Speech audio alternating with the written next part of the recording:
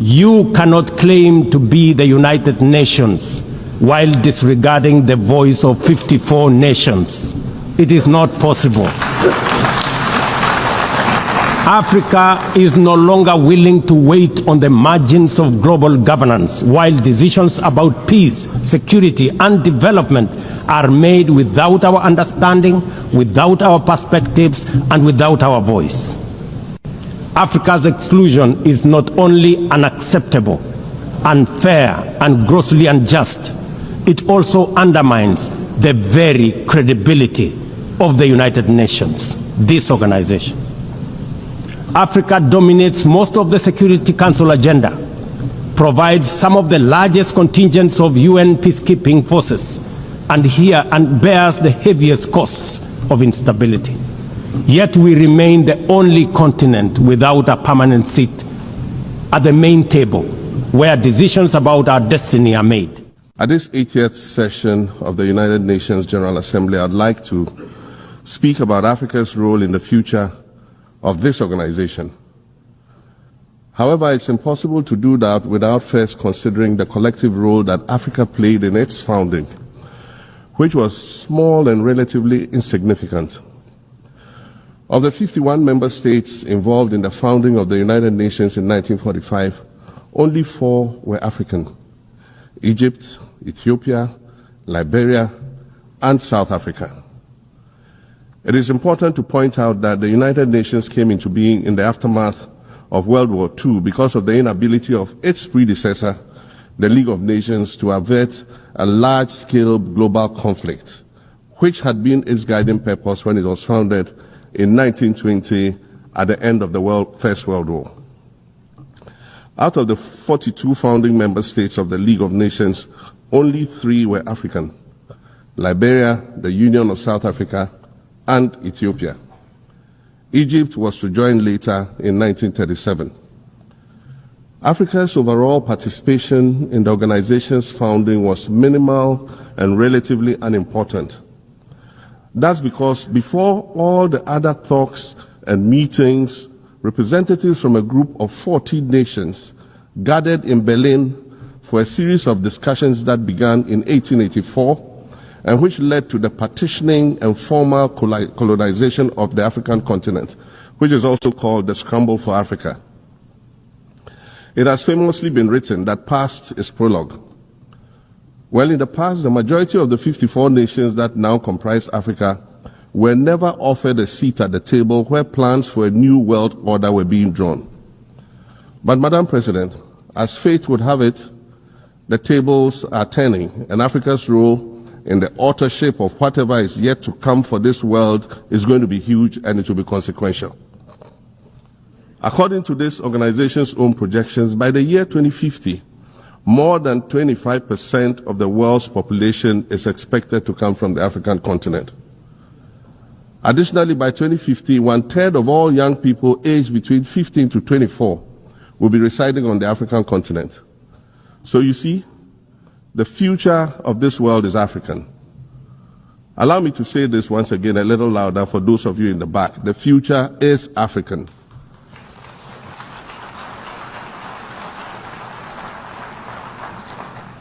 Already today, Africa is a catalyst for human potential and development, as well as for economic reform and ecological stability. Africa is a catalyst for systemic change. If this reality, which is fact-based and straightforward, seems provocative or unsettling, perhaps it's because you are viewing it through the lens of centuries of filters, colonialism and imperialism, and the resulting implicit bias. Maybe you are unaware of the resilience of African nations or their remarkable ability to make a strong comeback just when you think it's safe to count them out.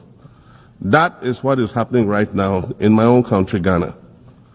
Our constitution limits leaders to 2 4-year terms. In January, I was sworn in for a second term, which, let me point out, was non-consecutive with my first term. Our currency, the Ghana cedi, was rapidly depreciating, faced with rising inflation, a huge debt burden, and low morale amongst our citizens. My new administration settled down quickly and embarked on an ambitious program of comprehensive transformation designed to restructure Ghana's economic foundation and enhance our competitive standing globally. We refer to this process of recalibration as our reset agenda. In just 8 months, we have achieved significant reduction in inflation from 23.8% in December 2024 to 11.5% in August 2025, restoring price stability for our citizens. Additionally, our currency, the Ghana cedi, has appreciated considerably against other currencies, with Bloomberg reporting it as the best performing currency in the world at one point.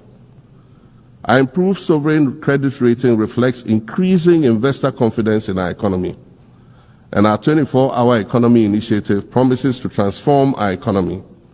And there's a renewed willingness amongst our people to trust that their elected officials have Ghana's interests at heart and that we're progressing together.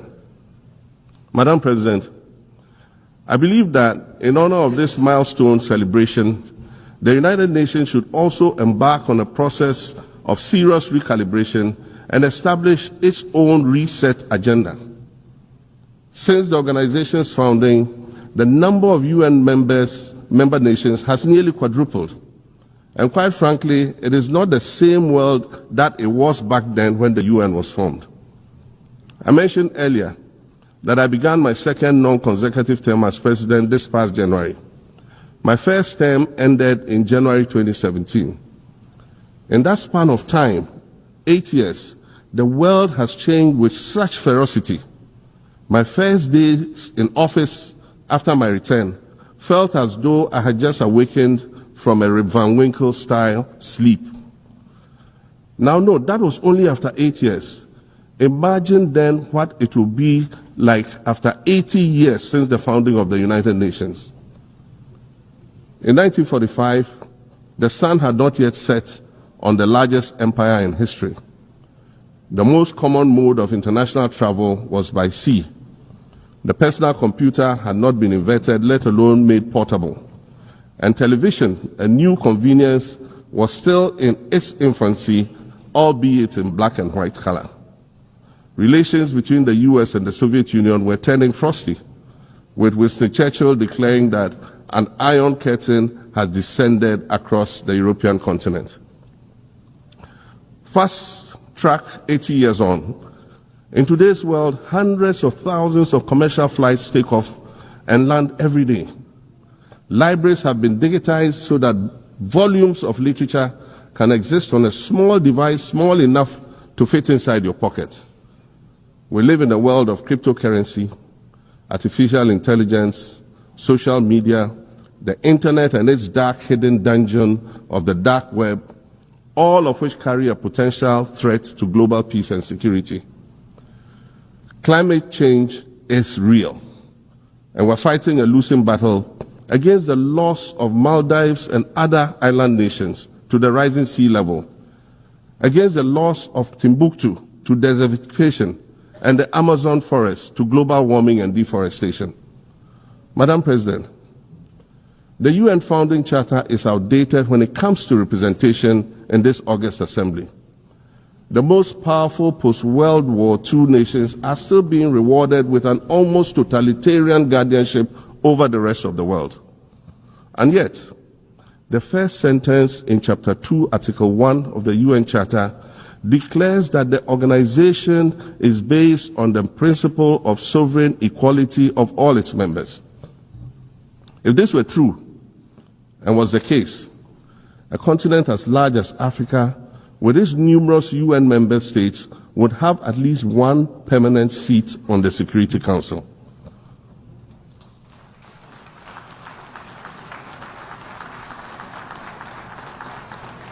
Furthermore, we believe that veto power should not be restricted to only 5 nations, nor should it be absolute. There must be a mechanism in this House for the General Assembly to challenge a veto. No single nation should be able to exercise an absolute veto to serve its own interests in a dispute. In 1995, during the 50th anniversary of the United Nations, Nelson Mandela stood in this very spot, and he said, The United Nations has to reassess its role, redefine its profile, and reshape its structures. It should truly reflect the diversity of our universe and ensure equity among the nations in the exercise of power within the system of international relations in general and the Security Council in particular. I close quotations. 30 years later, we African leaders are still making the same simple request for a permanent seat on the Security Council with the power of a veto. So today, Madam President, I stand here in this exact spot and ask the world, if not now, then when? We demand not only a reform of the Security Council, but also a reset of the global financial architecture, which is currently rigged against Africa. Africa must have a greater say in the world's multilateral financial institutions. And while I'm making requests, I'd like to call for the removal of the blockade on Cuba. As Dr. Kwame Nkrumah, our nation's founder, famously said, we seek to be friends with all and enemies to none. The Cuban people shed their blood on African soil in the fight against apartheid. And indeed, Cuba has been and continues to be a faithful friend of Africa. You see, the very fact that I can stand here and ask these things and say these things, and the fact that all nations can ostensibly gather here to address critical global issues, air our grievances, and express our concerns, that is what makes the survival of this organization so important. In every old city or village, you will find a town square, or a courtyard, or a plaza that once served as a gathering space for the citizens of the community and their leaders. Meetings and celebrations were held there, as were trials and elections. And these were spaces that brought people together and held them together as a community. Sadly, time and technology have eroded these spaces. Madam President, in many ways, the United Nations is the proverbial town square of our modern global village. And it has never been more critical for us to protect this one space that brings and holds the world nations together as a community. The internet, social media platforms, and artificial intelligence offer us the illusion of connectivity, when in fact what they do is reinforce isolation by using algorithms that ensure that we do not receive new ideas and perspectives, but rather more of the same content. We are served alternative facts and manipulated images, making it easy to disseminate disinformation and sow seeds of division amongst communities. Madam President, these are dangerous times. Our world is currently experiencing a rise in nationalism and economic instability. There's a general breakdown of multilateralism. Various acts of aggression have been committed against the sovereignty of others, and nations are attempting to circumvent the very safeguards that were put in place to prevent large-scale global conflict. These conditions are all too similar to the ones that led to the League of Nations' failure in fulfilling its mandate. The denial of visas to President Abbas and the Palestinian delegation sets a bad precedent and should be deeply worrying to all member nations of the United Nations. Ghana recognized the state of Palestine in 1988 and supported a two-state solution to the conflict since then. And I say, contrary to the claims of some, a two-state solution would not be a reward for Hamas. It would rather be a reprieve for the hundreds of thousands of innocent women and children and people who are facing collective punishment and forced starvation for no reason other than the fact that they are Palestinian. For nearly 2 years and for the fear of reprisals, we here in this General Assembly have been playing hide and seek with language to find the right words to help us avoid or excuse what we all know is taking place in Gaza. But here's the thing, it doesn't matter what you call it. If it looks like a duck, it swims like a duck, and quacks like a duck, well, then it must be a duck. The crimes in Gaza must stop.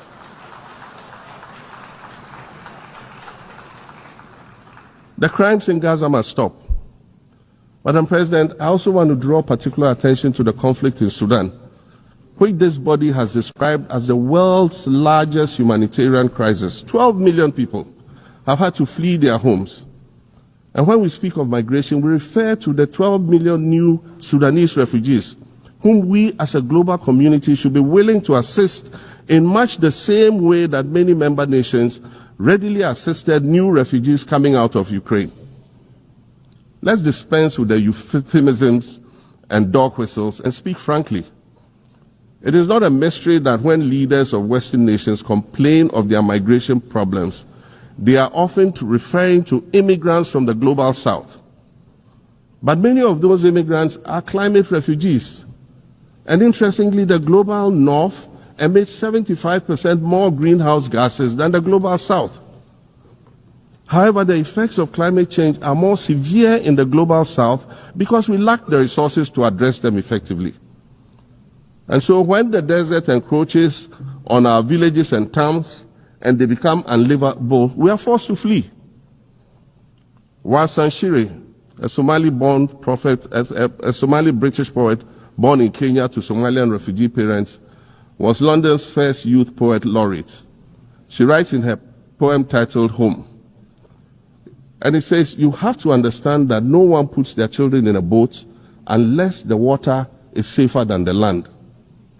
No one bends their palms under trains beneath carriages.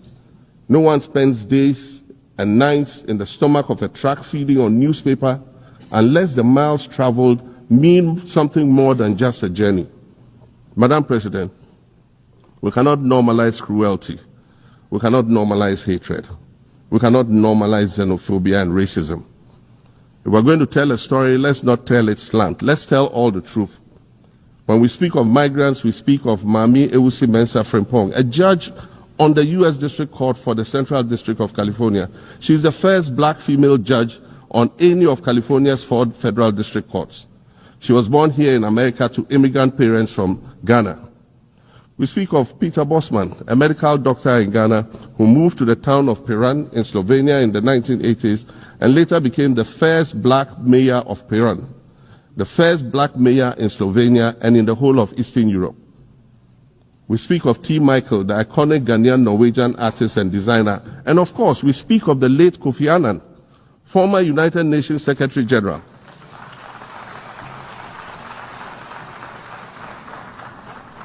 Former United Nations Secretary General and Nobel Peace Prize recipient, who was born in Ghana but spent his adulthood in various places in America and Europe. These are people who have brought great distinction to the countries that they decided to call home. Just as the migrants and the children of migrants before them did, I dare say these are not invaders. These are not criminals. Madam President, the slave trade must be recognized as the greatest crime against humanity. As the African champion on reparations, Ghana intends to introduce a motion in this August body to that effect. More than 12.5 million Africans were forcibly taken against their will and transported to create wealth for the powerful Western nations. We must demand reparations for the enslavement of our people and the colonization of our land that resulted in the theft of our natural resources, as well as the looting of artifacts and other items of cultural heritage that have yet to be returned in total. We recognize the value of our land and the value of our lives, as did our colonizers, as well as the governments that happily paid reparations to former slave owners as compensation for the loss of their property in quotes. And that property for which they received compensation was paid referred to enslaved people who had been freed. Madam President, an increasingly insecure world is witnessing upward spending on defense budgets of bilateral partners and steep cuts in official development assistance. Since July 2024, it is estimated that there's been a 40% drop in humanitarian aid globally. In this era of global uncertainty, Africa must exercise sovereignty over its natural resources to raise the necessary funds to ensure the well-being of its citizens. The days of parceling out vast concession areas to foreign interests for exploitation must come to an end. We'll continue to welcome foreign investment, but we must negotiate better for a bigger share of the natural resources that belong to us. And we must insist on value addition to these resources. We're tired of the continued image of poverty-stricken, disease-ridden rural communities living at the periphery of huge foreign-controlled natural resource concession areas. We're tired of having people extract the most they can from us and in return offer us the very least by way of respect, consideration, and dignity. We're tired of not being represented in ways that reveal the richness and complexity of our history or acknowledge all that we have overcome to arrive here in this liminal space of untold possibilities. Allow me to echo the Indian-American writer Arundhati Roy, who wrote, "Another world is not only possible, she is on her way. On a quiet day, I can hear her breathing." I want to add that for the sake of Africa, and quite selfishly for the sake of my 18-year-old daughter, I hope that this new world that is arriving is a place of safety and equality for women and girls. To succeed, we must empower everyone, including women and girls, to reach their full potential. In closing, Madam President, I'd like to congratulate you on your election to preside over this historic 80th General Assembly and on being the 5th woman to hold this distinction. I'd also like to congratulate Her Excellency Nana Jane Opoku-Agyeman on being the first woman Vice President of Ghana.